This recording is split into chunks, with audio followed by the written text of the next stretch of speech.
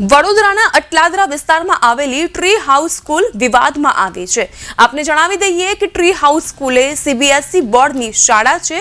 આ સ્કૂલ અંદાજે 1500 થી વધુ વિદ્યાર્થીઓ અભ્યાસ કરે છે।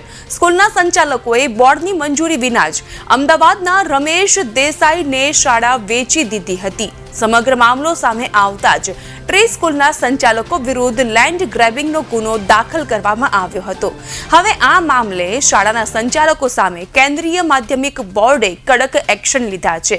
ટ્રી હાઉસ સ્કૂલની માન્યતા રદ કરી દેવામાં આવી છે, જેના કારણે સ્કૂલના સંચાલકો તો મુશ્કેલીમાં મુકાયા જ છે, પરંતુ તેની સાથોસાથ શાળામાં અભ્યાસ કરનાર 1500 થી પણ વધુ બાળકોના ભાવિ સામે પણ સવાલ ઊભા થયા છે। શાળામાં અભ્યાસ કરનાર વિદ્યાર્થીઓ અને તેમના વાલીઓને ચિંતા છે કે હવે તેમના બાળકોને કઈ શાળામાં એડમિશન મળશે।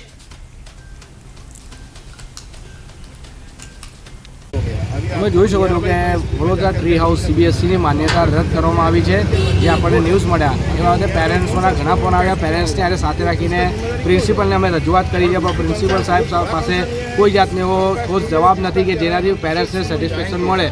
બીજી વાત કે અમે એમને રજૂઆત કરી કે જે પેરેન્ટ્સને હવે એડમિશન નથી રાખવું અહીંયા, તમને બીજી સ્કૂલમાં જવાના છે, એ જવાબદારી બી તમારી રહેશે। સાથે સાથે જે તમે પૈસા એમની પાસેથી લીધા છે, તમને ખબર હતી કે આ સ્કૂલને કંઈ પ્રોબ્લેમ ચાલે છે, તો તમારે રોલ ઓવર ફીસ માટે 1000 રૂપિયા કેમ લેવાય?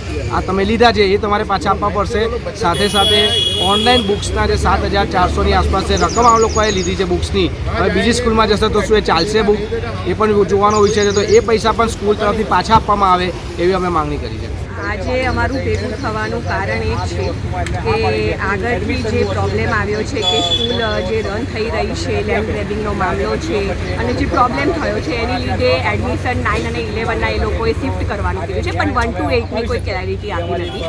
તો હવે એ લોકો એવું કહે છે કે ડીઈઓ વાળા પાસે અમે એની ક્લેરિટી લઈશું અને એડમિશન કન્ટિન્યુ રાખીશું। પણ હવે સીબીએસઈએ જેની માન્યતા રદ કરી હોય તો પછી આગળ કેવી રીતે કન્ટિન્યુ રહેશે એનું હજુ બી થોડુંક પ્રોબ્લેમ ચાલી રહ્યો છે અને એટલું સેટિસ્ફાઈડ આન્સર નથી મળ્યો અમને કે ચાલશે કે શું થશે। એમને કીધું કે તમે એડમિશન બી લઈ શકો છો, લેવું હોય તો અહીંયાથી તમે શિફ્ટ બી કરી શકો છો, પણ અમારા છોકરા હવે એન્ડ ટાઈમ પર આવી અને બીજી જગ્યાએ કેવી રીતે સેટ થશે એનું ટેન્શન બધા વાલીઓમાં છે જ। એની માટે જ અમે અહીંયા આજે જવાબ લેવા આવ્યા।